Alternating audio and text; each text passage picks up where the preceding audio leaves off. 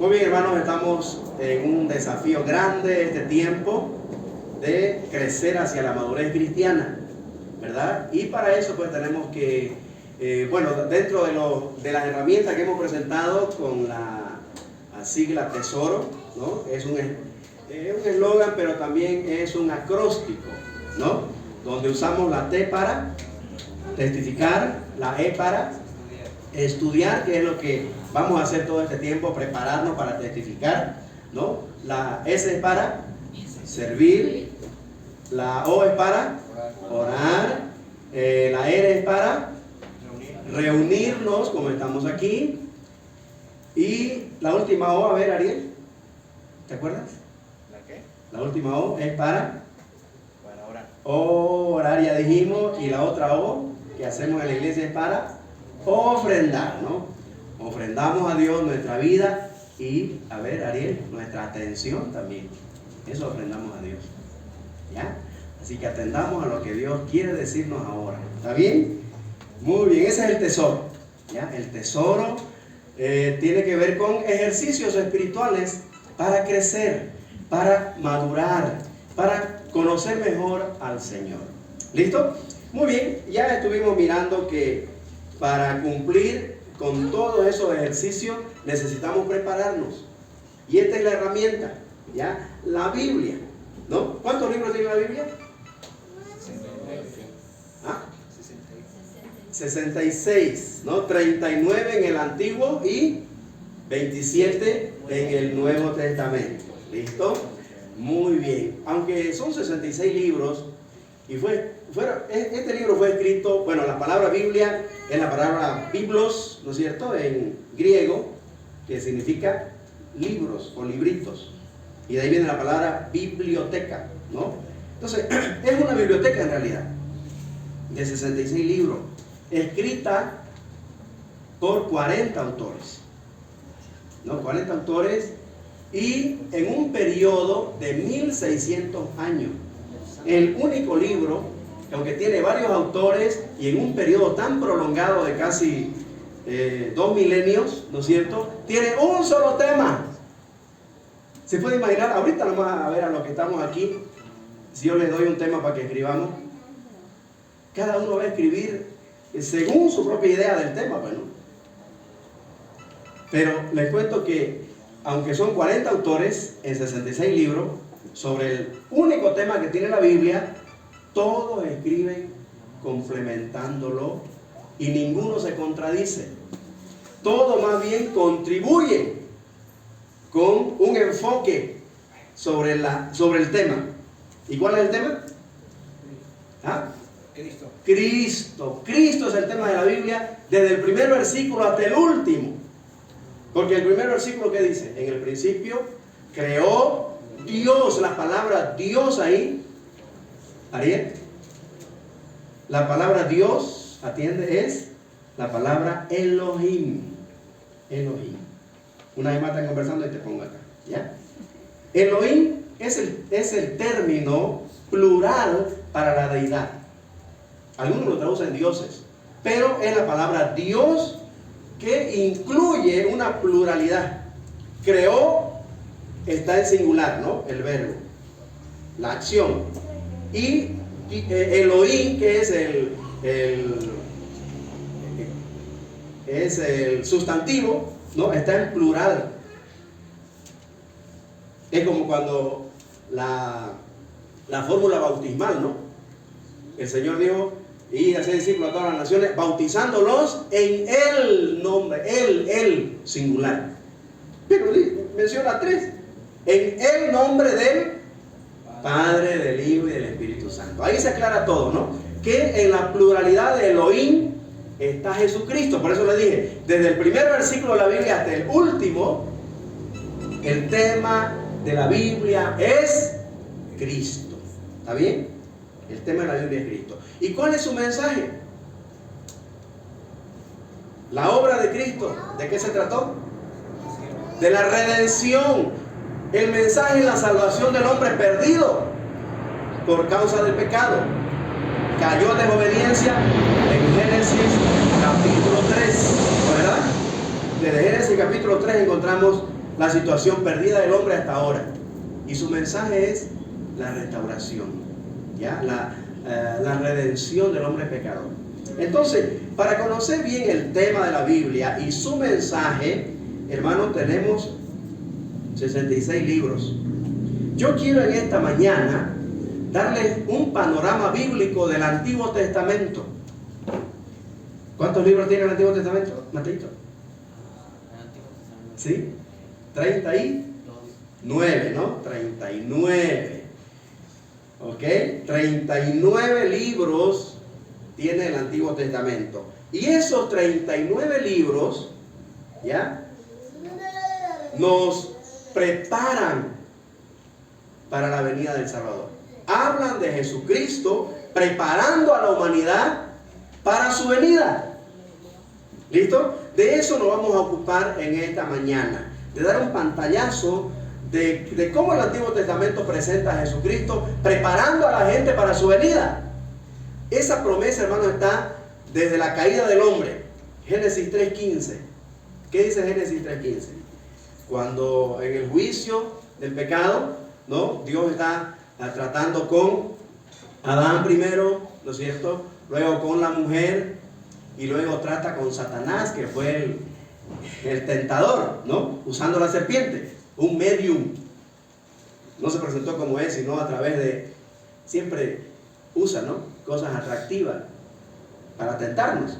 Así que usó la serpiente como su medium, ¿no es cierto? Y después de darle la maldición a la serpiente que se iba a arrastrar y todo eso, le dice al que lo usó: y pondré enemistad entre ti, Satanás, la serpiente antigua, y la mujer, entre su simiente de la mujer, la simiente de la mujer, y la simiente tuya, ¿no?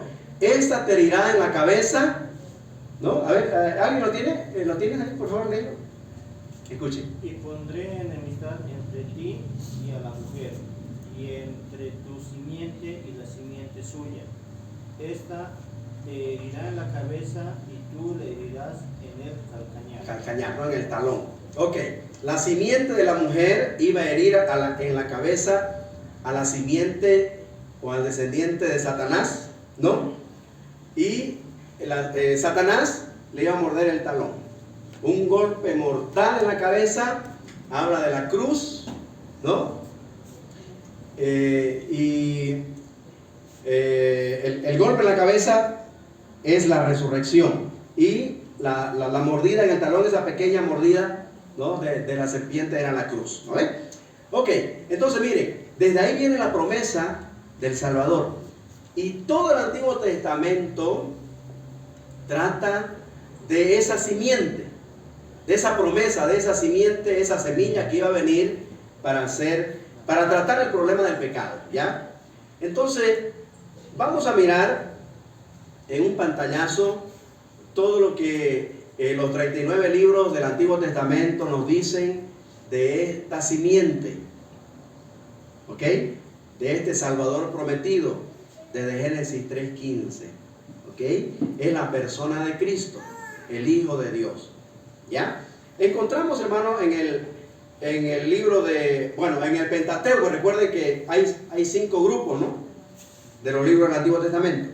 El Pentateuco, en realidad, nos narra el nacimiento de ese pueblo que iba a ser preservado, de donde iba a venir la simiente de la mujer, el Salvador, el Hijo de Dios, el prometido, o como dice Juan cuando lo ve, Juan el Bautista, el Cordero de Dios que quita el pecado del mundo, ¿ok?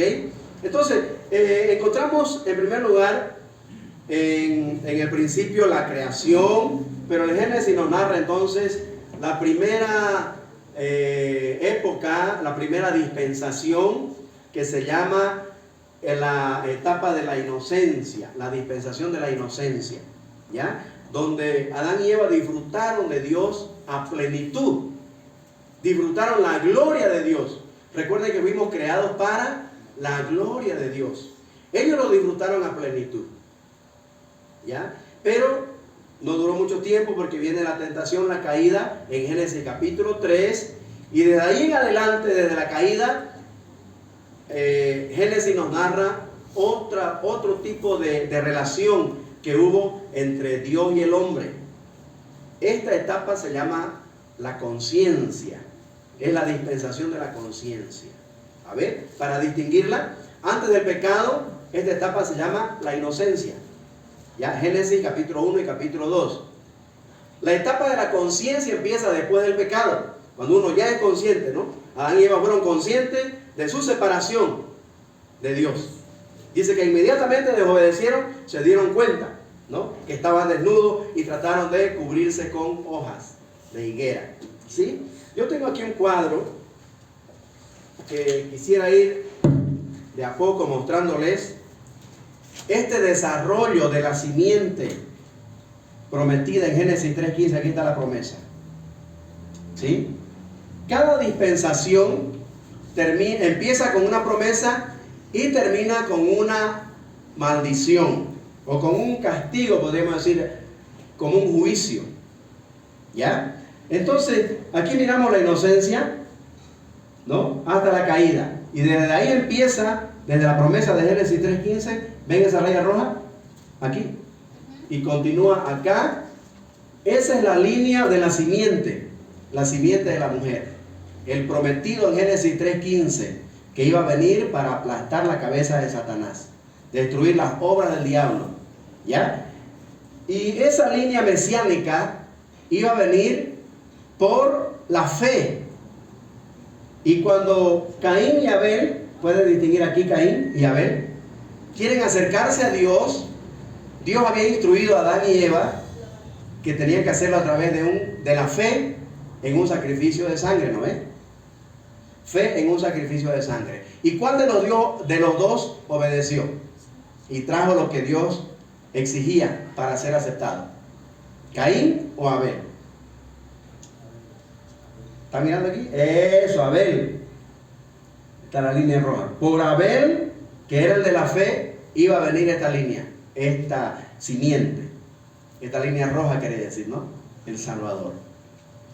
Caín es el otro camino, la otra forma de acercarse a Dios, a través de las obras. Él trajo, ¿no es cierto?, dice, del fruto de su trabajo, del sudor de su frente. A él le costó todo lo que él sembró y trajo, ¿no?, verduras, frutas, qué sé yo, obra de sus manos. Y Dios miró con agrado la ofrenda ¿de quién? De Abel. Y Caín quedó sentido, ¿no?, orgulloso. Es decir, rebelde, ¿no? ¿Por qué Dios no aceptó su ofrenda?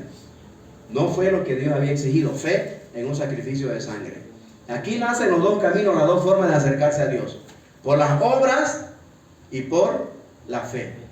Entonces Caín, según la historia de Génesis ya capítulo 4, ¿qué hace con su hermano Abel? Lo mata. ¿No ve? Pero Dios levanta a otro que lo reemplaza. Se llamó, ¿se lee ahí? Set, el otro hijo que reemplazó a Abel. Entonces, la historia sigue. Estos descendientes de Set fueron llamados los que buscaron a Dios por la fe. Aquí hay muchos que nos narra el libro de Génesis. ¿Ya? Varios patriarcas acá. A ver, vamos a mirar aquí. Está, por ejemplo, Enos, Cainás, Maleel, Jared, Enoc, Matusalén, Lamec, hasta llegar a Noé. Aquí está Noé. ¿Listo? Y el arca. Entonces, los hombres que siguieron a Caín se alejaron de Dios, del camino de la fe.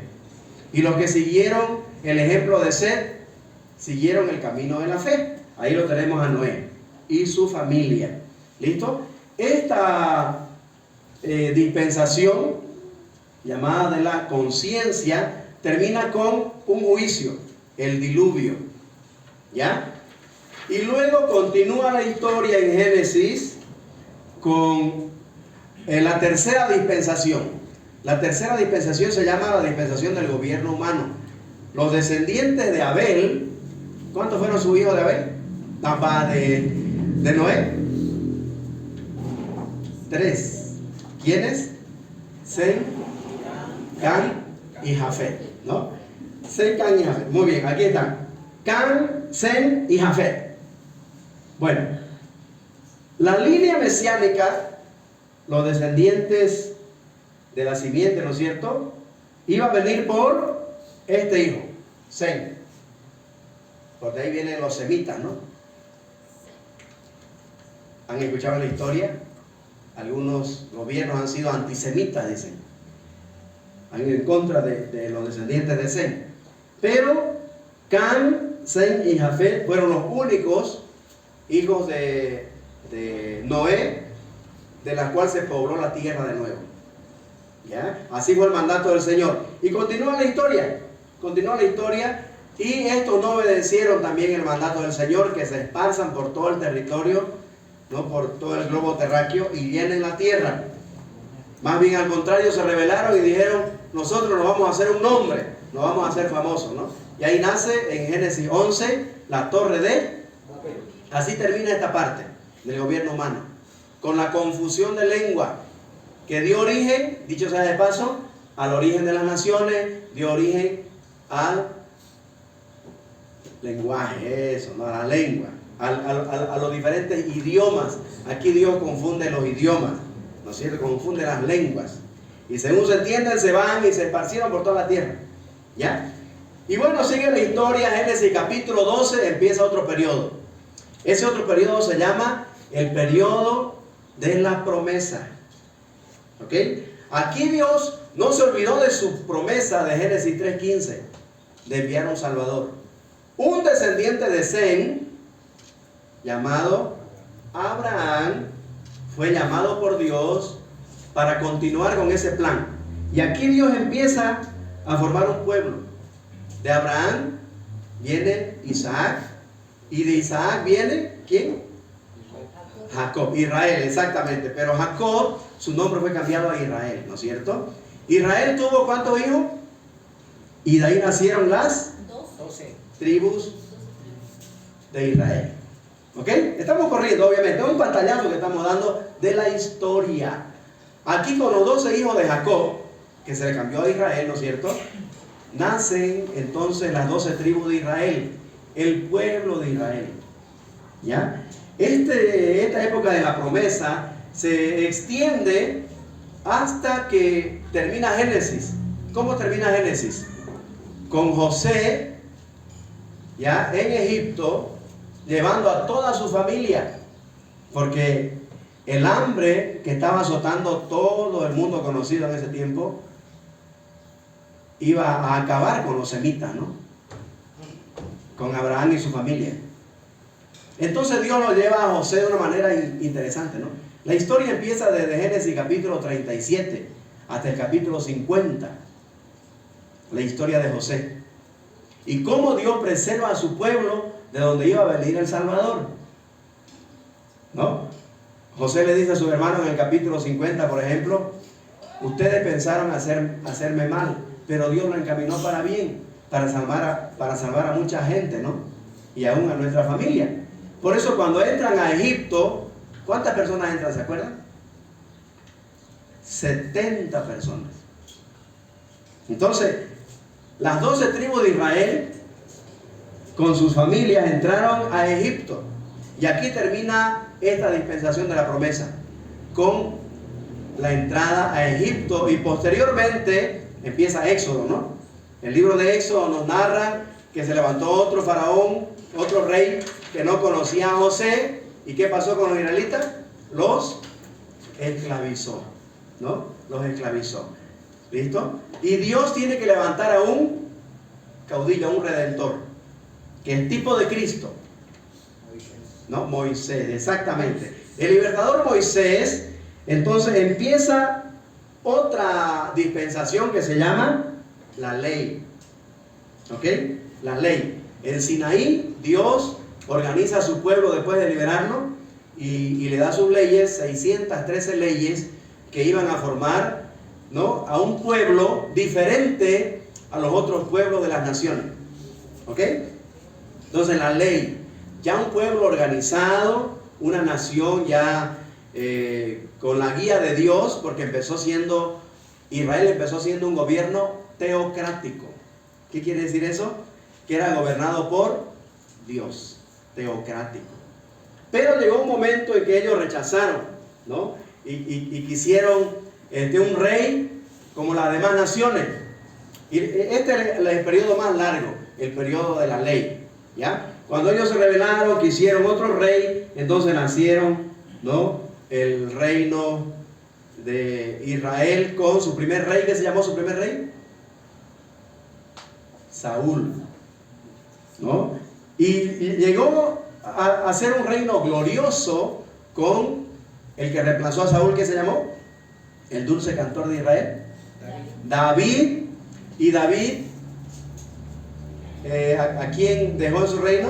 Que fue el rey más sabio que pisó esta tierra, Salomón, ¿ya? Y ahí fue donde alcanzó la más grande gloria de este reino, con Salomón. Pero lamentablemente sus hijos no hicieron bien el trabajo y el reino se dividió. Y el reino dividido, todo esto bajo la ley. Pero Dios siempre, miren, siguiendo, conservando la simiente que iba a traer al Salvador, a la simiente de la mujer, al Mesías prometido. ¿Ven esta rayita roja?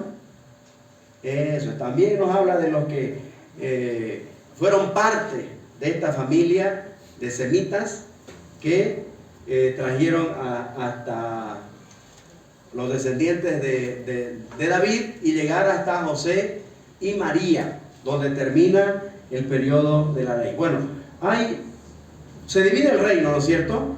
Y son llevados cautivos. Una parte de Israel fue llevado por Asiria y la otra parte fue llevado por Babilonia, ¿no es cierto? Y la historia continúa en el cautiverio, ¿ya?, hasta el retorno. Retornan ellos bajo el liderazgo, por ejemplo, aquí de Zorobabel, de Esdras y Nehemías. Todo esto nos narran los libros históricos, ¿ya? Entonces, este periodo de la ley va a terminar con la muerte del Mesías, con el cumplimiento de la venida del Salvador, pero con la muerte del Mesías. Ahí empieza otra dispensación. ¿Listo? Que eso lo vamos a mirar el próximo domingo. Pero así, de manera general y de un pantallazo a vuelo de pájaro, les he mostrado, hermano, en este cuadro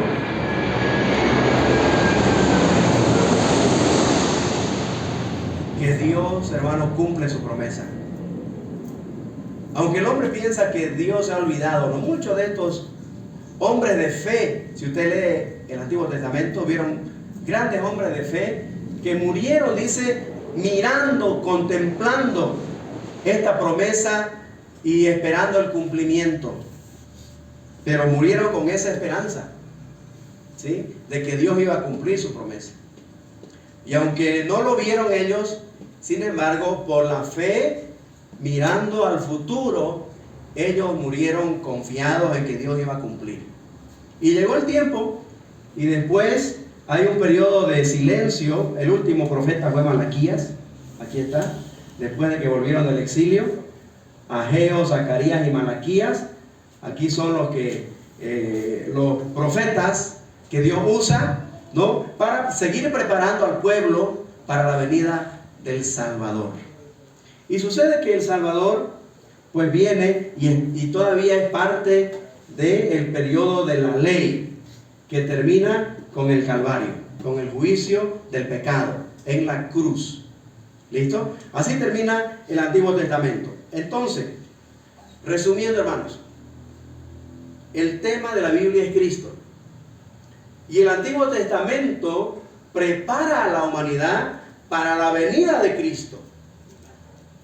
Que en el Nuevo Testamento, empezando los evangelios, vemos su presentación, ¿ya? Pero muchos, o por no decir la mayoría, ¿no?, se habían olvidado de esa promesa. Con tantos años que habían pasado, ¿no es cierto?, pensaron de que Dios se había olvidado. Pero Dios, dice Gálatas 4:4, que cuando llegó el cumplimiento del tiempo, cuando era el tiempo, Dios cumple su promesa, hermano, y envía al Salvador. Búsquenmelo, por favor, Gálatas 4:4. Y con esto vamos a terminar este pantallazo del Antiguo Testamento que prepara a la humanidad para la venida del Salvador. Gálatas capítulo 4, verso 4. Léelo, por favor. Pero cuando vino el cumplimiento del tiempo, Dios invitó a su Hijo, No, nacido Dios, de mujer, y Dios mandó, envió. envió. Que Dios envió a su Hijo, nacido de mujer y nacido bajo la ley. Eso, ¿no? Tenía que venir de la simiente de la mujer. Entonces, cuando llegó el tiempo, no era cuando querían los demás, ¿no? Era cuando era la voluntad de Dios, cuando llegó el tiempo. Y era el tiempo exacto, el tiempo propicio, era ese tiempo cuando Roma gobernaba el mundo conocido. ¿Ya? Y Dios sabe por qué. El mundo estaba preparado. El idioma griego era el idioma oficial, ¿no es cierto?, con el que se había escrito ya prácticamente todo el Nuevo Testamento, ¿no? Se fue escrito en griego, ¿verdad? Entonces Dios preparó el idioma y Dios preparó el imperio que iba a abrir todos los caminos para la expansión de esa noticia que va a venir en el Nuevo Testamento, que lo vamos a mirar en un pantallazo también el próximo domingo. Ahora, lo que queremos, hermanos, es llegar al periodo de la iglesia, ¿no? A este periodo, y estudiar las epístolas doctrinales, la enseñanza de Jesucristo a la iglesia, para que nosotros sepamos cómo debemos conducirnos en este tiempo de gracia, en este periodo donde Dios está formando la iglesia. Un pueblo diferente a Israel. Israel es el pueblo terrenal de Dios. La iglesia que Dios está formando ahora es un pueblo celestial, con promesas celestiales, ¿no es cierto?, que Dios ha prometido a todo aquel que cree en Cristo. Y Él viene pronto a llevarla, ¿no?, en el rapto de la iglesia. Entonces, queremos llegar a eso para que nosotros sepamos cómo, hermanos, debemos conducirnos ahora que Dios cumplió su promesa y Cristo ya no está con nosotros solamente, sino que está en nosotros, ¿ok? Para darle toda la gloria a Dios. Él le dice nuestra esperanza de gloria. ¿Listo? Así que, miren cómo en un pantallazo hemos visto todo el Antiguo Testamento, ¿no? Cómo Dios prepara a la humanidad preservando un pueblo de donde iba a venir el Salvador, ¿no es cierto? Mostrándonos de que Dios cumple con su promesa, que Dios no se olvidó del hombre, no se ha olvidado de nosotros y no se olvida del ser humano. ¿Listo? Ahora, ¿qué debemos hacer? ¿Qué debe hacer el hombre al saber de esta buena noticia, ¿no?, de que Dios cumplió su promesa y envió al Salvador? Vamos a mirarlo en el desafío que nos trae el Nuevo Testamento. ¿Listo? Que el Señor nos bendiga, hermanos, y que este pantallazo nos ayude a tener más interés de estudiar y de leer la Biblia y conocer mejor al Salvador y la salvación que nos ofrece. Amén. Vamos a orar.